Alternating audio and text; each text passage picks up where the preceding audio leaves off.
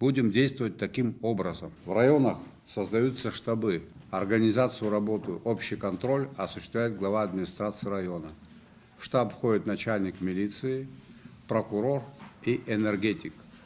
Сегодня до конца текущих суток вы приезжаете на свои рабочие места, проводите встречу, соответствующие министры дают поручения своим подчиненным.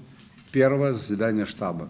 Вечером докладываете об этом исполняющим обязанности премьер-министра и главе администрации президента, о том, что заседание штаба состоялось. Каждый день в 10 часов утра делайте соответствующий доклад ее напрямую премьер-министру и главе администрации президента.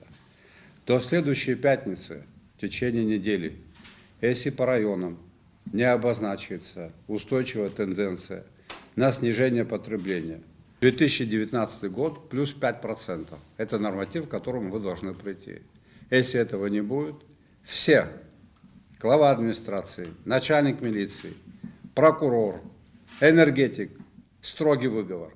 В следующий понедельник увольнение с работы. Решение этой проблемы возлагать только на Министерство экономики и Министерство внутренних дел – это неправильно. Все знают в селах, главы администрации сел, кто этим занимается. За неделю вы должны ситуацию взять под контроль. Я уверен, что в большинстве случаев это возможно и будет сделано. Ситуация чрезвычайная, меры предпринимаем чрезвычайно, удивляться не надо.